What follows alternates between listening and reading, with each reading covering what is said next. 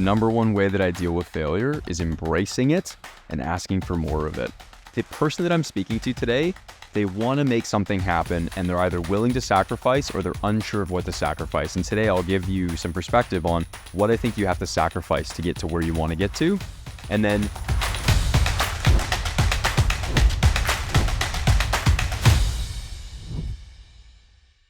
welcome to the Canadian Dream Podcast. Today I'm here with Jake Nicolle from Toronto. He is a real estate agent, very successful, and just a beginner in this field, but you have already accomplished so much.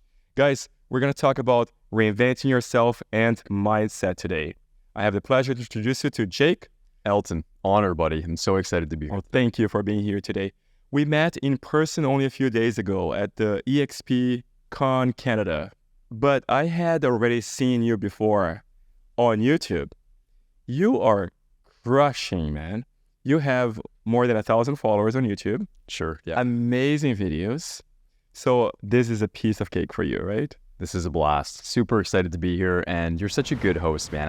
I'm excited to get into your story today. Excited to share some of my story today. Very excited to help you guys on your journey wherever you're at, and hopefully give you guys a ton of great value. Thank you so much. Jake, let's start with how you got into real estate, because you had another career, totally different, until 2 years ago, right? That's right. So the background in real estate, and I think a good preface to this too is, I really like Elton, and I'm excited to be here today because I have a 3-month-old as of yesterday at home that I'm super excited about, little Harvey, and I'm husband to who I lovingly refer to as wonderful Helen, my wife. So getting into real estate 2 years ago was largely a decision after having some friends that were doing really good in the industry. And I had been building businesses for close to a decade in the online marketing, sales-driven space. And what I learned really quickly is there's a couple different kinds of business. There's businesses that are high in cash flow up front, which is largely sales-based businesses. And then there's businesses more like the ones that I was doing, where you're trying to build a company that you can sell in a 5 to 10 year period, and you're hoping that one day you're going to have a big exit. What happened is I had a bunch of friends doing really well in real estate, making, $1 million a year selling houses. And I thought, I think I can do that. And the certainty level of being able to go out and get into that industry and do really well in it was greater than the certainty that I'll be able to sell something for $5-10 million in 5-10 years. So does that make sense? Yeah. Can you describe that road path for us? So the road to get to where I am today in real estate is I had owned an online drum lesson platform. Okay, so I used to be a professional touring drummer, and I would go out and travel and tour as a musician. I traveled to Vancouver several times and was touring, playing on albums. And I met a mentor who at the time said, "Hey, Jake, listen, touring, really hard, really tiring. Being a musician, really difficult way to make a living." And he had his own band. So he was like the CEO of being a musician, and I was like the employee of being a musician. I was traveling and touring for other artists. And I came up with this idea of essentially developing like a Netflix for drummers. So we brought in Drake's drummer, we brought in Ariana Grande's drummer, Stevie Wonder's drummer. I got to meet and hang out with Stevie Wonder and all these incredible musicians. And we built a Netflix style subscription where it's like, pay $20 a month, have access to all these drum lessons. That was my foray into entrepreneurship. And as soon as I started that business, there were several other businesses that followed. I was chasing the shiny object, which I'm sure we'll talk about as well, trying different models. And a lot of it, though, came back to marketing and sales. And here in real estate, so much of it is about being really good at marketing and sales. So that's a little bit of the journey that led me to real estate. Do you remember the day when you decided, okay, this is it. Now I am officially transitioning to becoming a real estate agent and leaving and shutting all these doors behind me? Absolutely. I had actually happened. Yeah, so it's funny. I would love to say that it was a moment, but before that actual moment that I had, that was a phone call with a friend who told me he was picking up $250,000 worth of commission checks. And I went, oh my goodness, I think I'm in the wrong business. Prior to that moment, I had been actually 5 years earlier getting my license as a real estate agent and then pressing pause on it. And it took me a full 5 years to come back to getting fully licensed. After I spoke with a friend who's like, in the last month, I've generated this much business. And I thought, yeah, I'm in the wrong industry. Oh, wow. $250,000 in commission. That's, for many people, it's a 3-year salary. Sure. And it can seem like a life-changing amount of money. And everything that I'll talk about today is also with the caveat that real estate is extremely competitive. It's very hard work. You have to be really excellent at a couple core skills like sales, marketing, understanding business operations, because a lot of realtors get those big checks and they've already spent them by the time they get them. They've got tons of other costs that they're trying to keep up with. So it's not all roses, that I've since learned, but it's definitely a business where it can be very high margin. So yeah, very eye-opening. Great. I don't want to talk only about real estate or talk about your work as a realtor. Let's talk about mindset, because you have a very strong mindset, and maybe we can talk about things that can be transferable, that anybody who's either in Canada or who is coming to Canada can use and to reinvent themselves, right? Like you were saying before. Awesome. What is first? Let's start with the opposite first. What are the mistakes that people should first get out of their way before they set their eyes on their target? So in terms of the mistakes that people should get out of their way, I think the biggest thing to get out of your way is thinking that you're going to go and do everything. So the biggest mistake would be trying to do more than one thing at a time, trying to develop 3 different skills at a time. Like the best starting place for trying to develop really great skills and be the Canadian dream, like just to rewind for a second, we're on a podcast where you guys are watching this today because you're aspiring towards something. Like there's 3 people that's watching this today. There's the person who wants more and they're willing to go out and get after it. There's the person who wants more, but they're not sure what they're willing to sacrifice to get there. That first person will sacrifice anything and everything. That second person's not sure. They're trying to weigh, what do I have to sacrifice to get to where I want? And the third person is looking for the silver bullet. They're watching today going, I hope I'm just going to get some little secret that's going to change my life forever. And here's your little secret. Doesn't exist. No such thing. It's all the typical cliche stuff. It's going to be really hard work for a long time. It's going to be a ton of sacrifice. It's going to come with a ton of failures, a ton of no's on phone calls and from clients and from everywhere. So just to get started, it's like the person that I'm speaking to today is the person in the number 1 and the number 2 position. Mm-hmm. So they want to make something happen and they're either willing to sacrifice or they're unsure of what to sacrifice. And today I'll give you some perspective on what I think you have to sacrifice to get to where you want to get to. And then when it comes to the question to zoom back out, which is, what do you maybe have to get out of the way? I think the number 1 thing you have to get out of the way is all the distractions and comparison. So you have to know that you're running your own race. You're going to be on this journey called life where you are ultimately distracted in a million different directions. And what happens is as you get more successful, the distractions become greater, right? At every level, there's a better level of distractions because your skills grow. And then with those skills, you could go and you could do more things. More options, more possibilities. So the distractions grow and your ability to focus and zero in on those things has to improve over that period of time. I love it. So you also mentor a lot of people, don't you? Yeah. So the last business that I truly had before I got into real estate was actually helping people build their businesses and teaching them how to use things like Facebook advertising, teaching them how to have systems and processes in their business. Those things really set me up for real estate.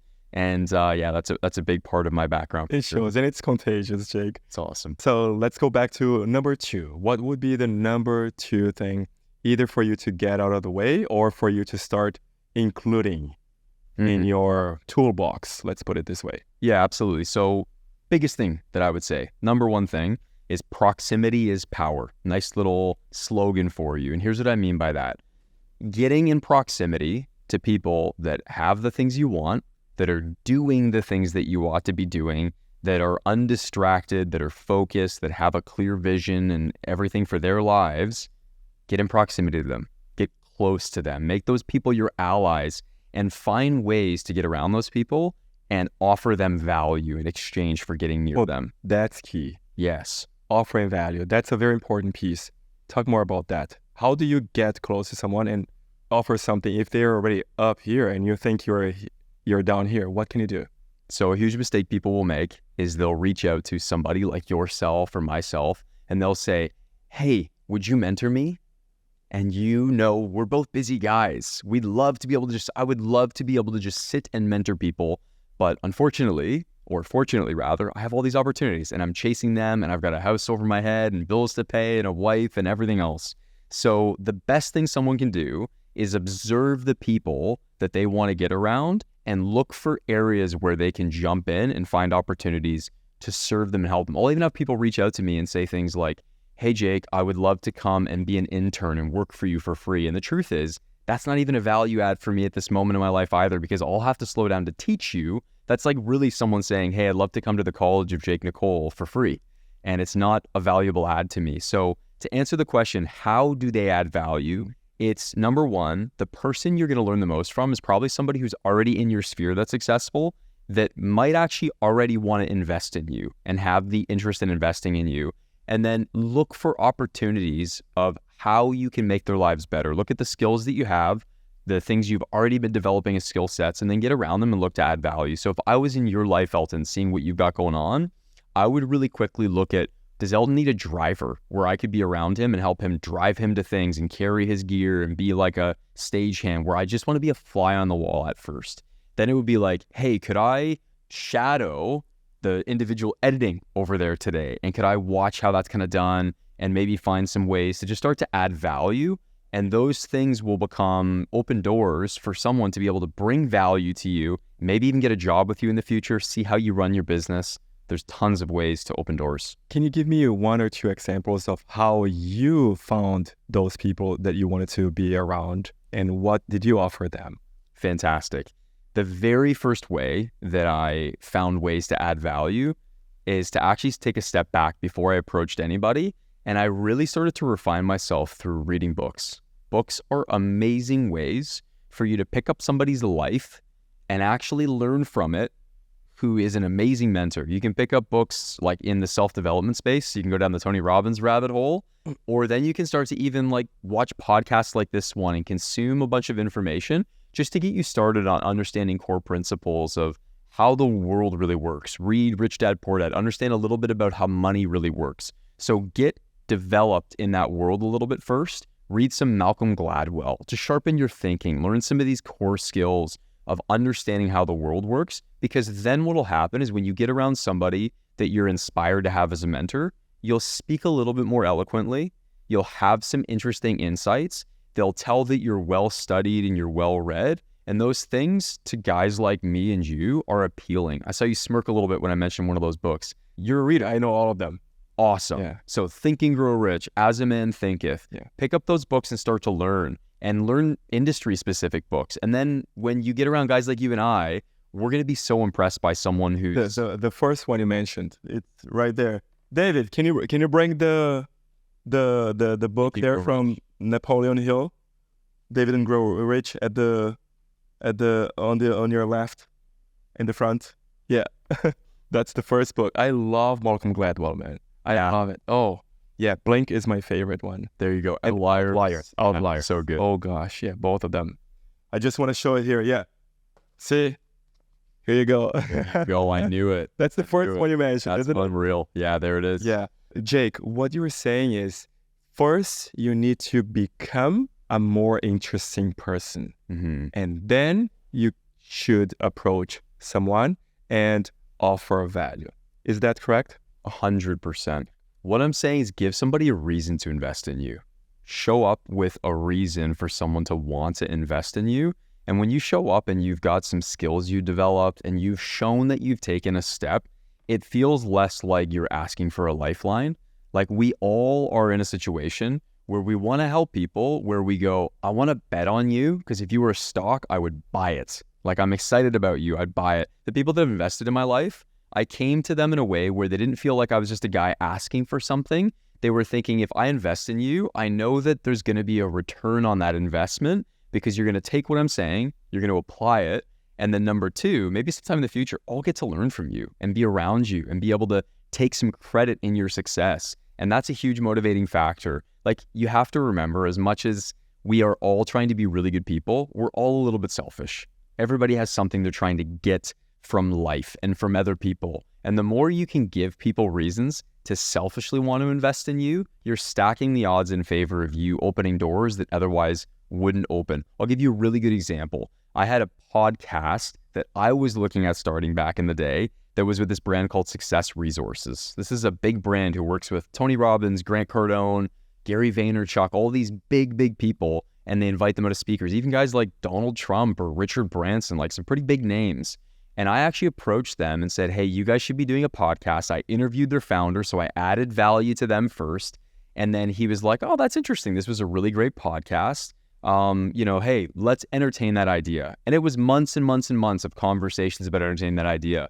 And then one day he said, oh, Jake, we're going to be in your neck of the woods. Now, they're from Australia. I was in the greater Toronto area. They were going to be in Miami, not my neck of the woods, like a 3-4 hour flight and a day of travel away from me. But to him, he's like, we're going to be nearby. And you know what I said to him?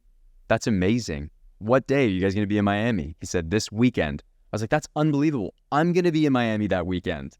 Because I decided at that moment I was going to be in Miami that weekend. And what happened is I went down there and I met him, and it blew his mind because he's like, look at this guy, interviewed me and added value, kept following up, didn't hesitate to hop on a plane. He's invested. Who do you think helped them launch that podcast? This guy. You did. Who do you think became the host of that podcast for a little while?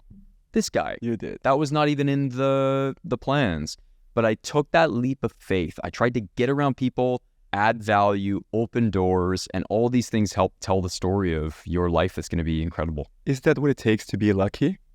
Yeah, love it. You're already going to know this one. And if you as a viewer today don't know this one, you're going to write it down and love it, which is luck is ultimately opportunity meeting all the hard work that you have. You work super hard and then suddenly opportunity shows up. That's luck. You're ready, right? Yeah. And you're prepared for that. Yeah, because you've been working hard, you've sharpened it, you've harnessed it, and suddenly it's like, it's when success meets opportunity, right? You've been working hard, that's luck. What has been the main cause of your personal success? You have so many skills. You're very well spoken as well, and you have charisma, super likable and trustworthy. But what do you think is the key to your success amongst all of these things? An unwavering belief that I'm the guy. It's the mindset. Yeah, it's this unwavering belief that I'm the guy that's going to go and make stuff happen. And the next question would be, well, where does that come from? Remember how we talked about the 3 different kinds of people? You need to decide that you want to go from 3 to 2 to 1. And what I mean by that is you need to decide, I'm going to sacrifice some things, and I'm going to ultimately choose to have hard decisions, because hard decisions create an easy life and easy decisions create a hard life. And I know I'm throwing around some kind of like very easy things to say, but at the end of the day, I wake up early most, if not every day. I'm up early. I'm moving my body at the gym. I'm reading a mix of like self-development, learning about my business. All right. I'm also reading about my faith and how to grow in that, because it's fundamental to who I am as a person. And then I'm taking that and I'm going out and I'm implementing it. I'm doing those things. So I have this unwavering belief that I'm the guy that's going to go and make stuff happen. And I've sharpened that really simply one way. I do the things that align with the kind of person I want to become. That's it. If you today are somebody and you're watching this and they're uncertain of how to make the Canadian dream become the reality, they're coming from a world in which the odds are stacked against them. That would be like my in-laws are people that came from Eritrea, a faraway country, and they started with nothing. If that's the situation you're in, what you need to realize is that no one's going to do it for you. You've got to go out and make it happen. But if you start to just do the things that successful people do, the byproduct is success. That's it. That's the silver bullet. Do the things that successful people do. And if you're uncertain, you haven't been paying attention, because it's the same things. It's like, be super consistent. Get information in your hands that is incredible information, and get around people who are people that are doing the things that you want to do and have the success you want to have. And you'll be amazed at how quickly it can happen for you. I love it. Let's break it down in a few things that you can actually practically do in your life, in your daily life. For example, is it getting up early? Is it eating better? Is it exercising? Those things we know, all the high performers, they do these things. These 3, for example, and there's 20 more. Sure. What are the things that you suggest someone to start doing so that those things can help their mind? You know, physical things. Yep. habits that can help your mind shift to becoming a mind of a winner? Amazing question. So I've got a bit of a funny way to share this. And I don't know if I've ever shared it this way before, but it's what comes to mind. Have you ever seen someone who's super, just imagine, like, let's use some hyperbole. They're a multi-billionaire, and then they're like really overweight, and they're divorced, and they own all these objects, but don't you kind of immediately start to judge them a little bit? You're like, well, yeah, they have all that money, but like physically, their life looks like it's a disaster because they look really unhealthy.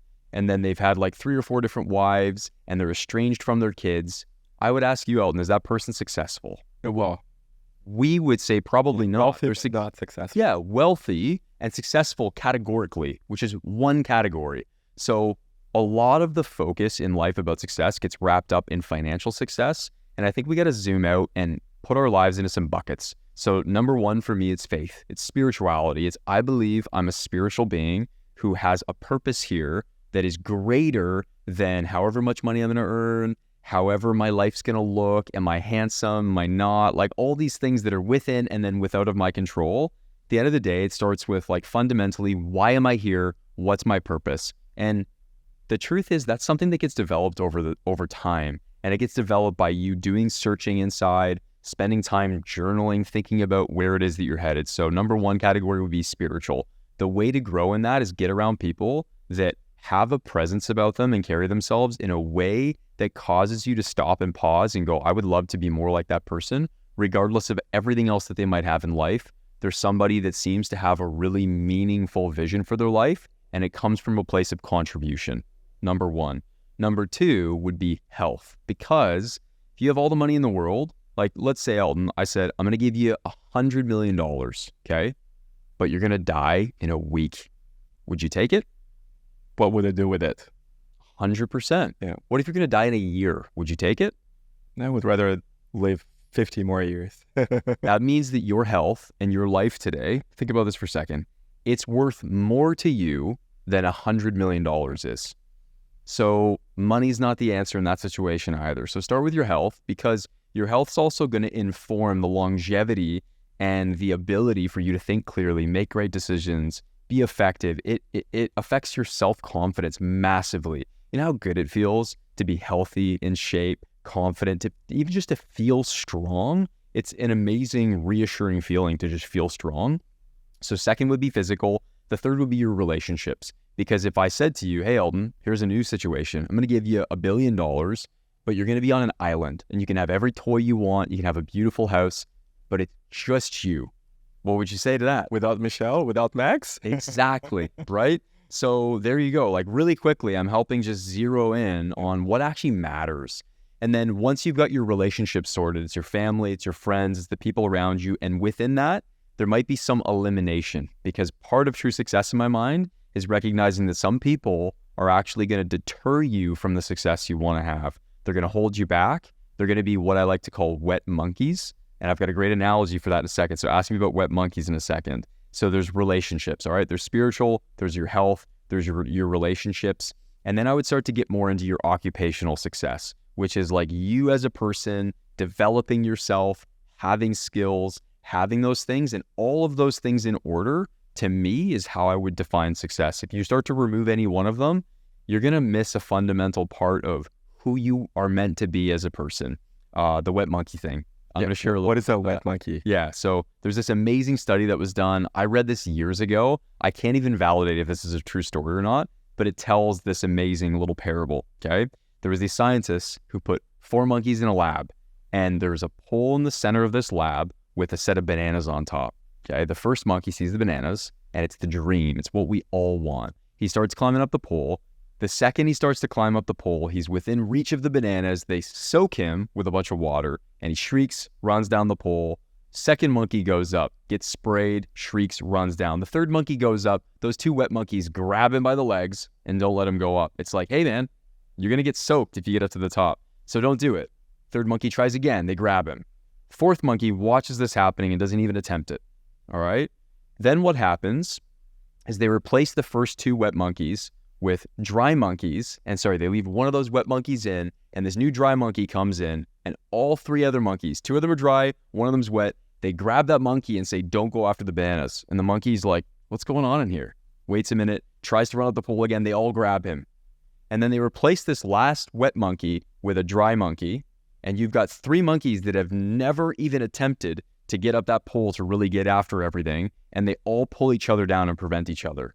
It's a story, a little parable to say that there are people in life that have gone up after their dreams and they experienced failure. And because they failed, when you go after your dream, they grab you and they say, don't do it. You go after your dream, Eldon, what's going to happen is it's going to hurt. You're going to get rejected. You're not going to succeed. You don't have the skills I thought I did, and it didn't work out for me, so you shouldn't either. They're going to have countless reasons for you not to go after it. And what will happen is, little by little, you'll stop chasing after that and you'll settle. And you'll sit on the sidelines. And some of those people have actually never even gone after their dreams, but they've had other people who were in the room, saw someone else fail, and they say to them, hey, I saw Elton fail, or I saw so-and-so fail. And you know what? It was so painful watching them go through it. They tried so hard. Your dad tried so hard to go after his dreams and it didn't work out for him. And suddenly they're holding you back. So guard your inner circle. Know who those people around you should be. You might have to eliminate some of them. So relationships are amazing to have. They're also, if I was to look at the circle of who you're around, it's going to define where you're going to be in the next 5-10 years. So choose them carefully. How did you define a few people that you had to cut out of your life? People that made excuses for every reason related to why they wouldn't, couldn't, or aren't successful. You have to choose people that believe in you, number one, and also have some self-belief. I think that's really important because in order for you to be that person for someone else who believes in them, you have to kind of have that oxygen mask on first. We all know that story of like, if you're on the plane and the plane suddenly has an issue, don't put the oxygen mask on anybody else first, put it on yourself because then you're equipped to go help other people. So a lot of people will keep friends and they'll say, well, I want to be an influence on them. But they're surrounded by people that they're trying to put oxygen masks on them and they don't have any vision for their own life. They don't have people that are bringing life into their life and they've got nothing to offer anybody. So I think it's super important that you choose wisely. Basically a mentor. He told me once, Elton, you're trying to help so many people. They all need help, but focus on those people who want help.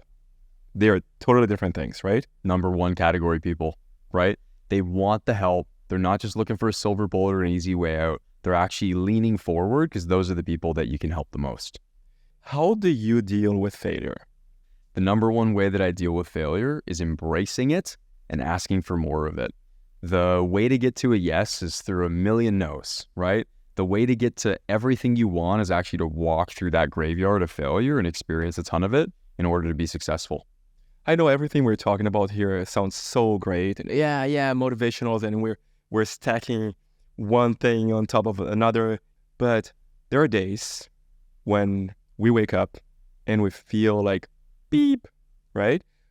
How do you self-motivate yourself? Number one way that I get motivated, because there are countless days, I'd say probably in a general week, 5 out of the 7 days I wake up and I think today's going to be hard. There's a lot going on. There's clients lighting up my phone within real estate. There's stuff going on in friends' lives or family members' lives. And days are just hard, right? Like we're talking about how to go out and get after it and surround yourself with the right people and everything else. But like life is hard. I mentioned earlier the whole like make hard decisions makes your life easier. Making easy decisions makes your life super hard. So the way that I get myself over those humps is by continually reminding myself of like having a vision of where I'm trying to get to in life. That helps me push through the really hard days.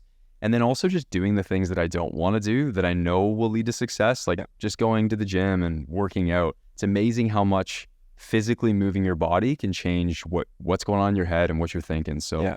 And I like what Ed Milet says, do one more, right? One more phone call, one more repetition, one more hour. You are also an avid reader. I watched a video 2 days ago. I think it's the most recent video today on YouTube of you recommending 3 books.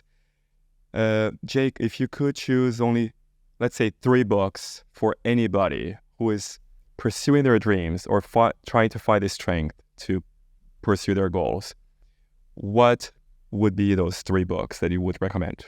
First of all, thank you so much for watching that video and referencing it, because yes, I do have a YouTube channel. If anybody wants to go check it out, go absolutely check it out and subscribe to that. When it comes to the 3 must-read books, number 1, I would say, is actually the Bible, and specifically the book of Proverbs. The reason the book of Proverbs is amazing is it's wisdom that was written down thousands of years ago, that when you read it, it's like reading your own mail. And you're thinking, how is this the same applicable wisdom? Talks about things like family, career, everything. Second book would be How to Win Friends and Influence People. You go read that book by Dale Carnegie. It's going to change your perspective of how you interact with other humans. Pretty much everything you want is on the other side of helping people get what they want. And if you understand how people work and how to think, you're going to have success in life. The third would be the book As a Man Thinketh, because everything in life related to people is success, but everything related to you is about what you think about. And when it comes to how you think, tons of us get caught up in self-doubt. We get caught up in fantasizing about the future in positive or negative ways, and we look in the rearview mirror way too often. So As a Man Thinketh is an amazing book. And then another book would be the book Influence by Robert Cialdini. This is a book that at a very high level teaches you how humans behave, our behavior, the patterns of how we are well received to marketing information or sales. Like, it's a masterclass on understanding people. So if you were to read those books, you'd become better as a person, you'd be better at interacting with people, you'd understand how to think much more clearly, and then your ability to actually go out and interact with the world and get what you want would be on another level. Great. So here are 4 books.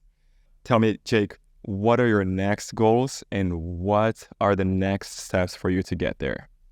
For me personally, I'm having an incredible time selling real estate. You mentioned I'm, new to the business. It's my second year as of 2023 that I've been in real estate, and I've sold 70 houses already. So I'm having an amazing time.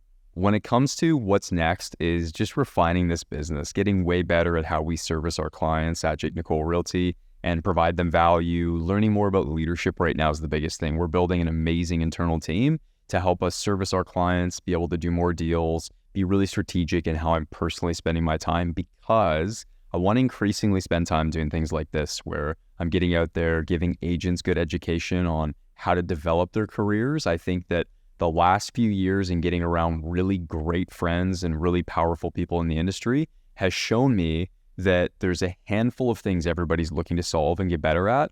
I personally feel like I know how to do a number of those things because I'm doing them and I've done them now, and I've got a bit of a track record to be able to go out and say, if you're looking to develop your real estate career, here's exactly how I'm going to help you, because I'm an active agent selling 100 homes a year with a really tight-knit team and doing an incredible job. That's the vision for the next couple of years.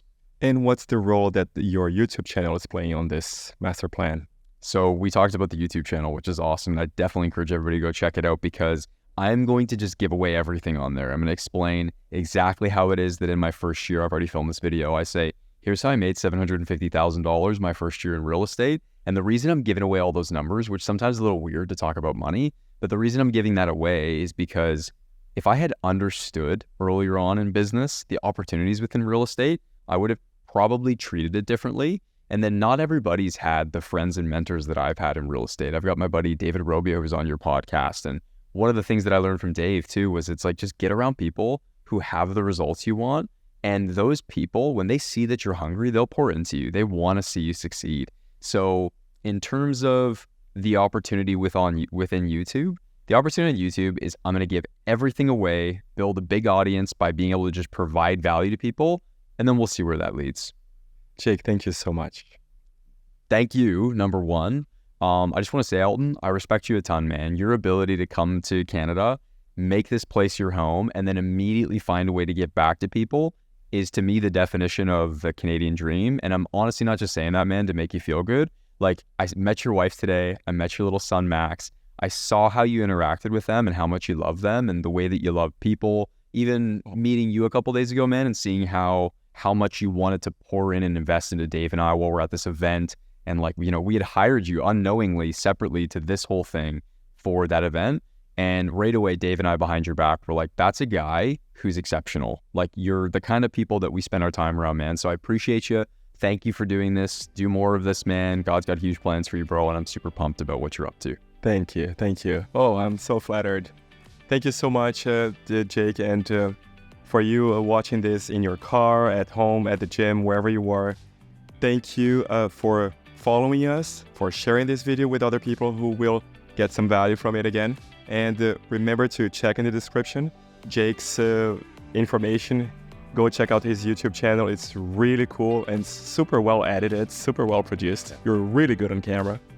And remember to subscribe to our channel if you haven't yet, okay? Thank you, and see you on the next episode.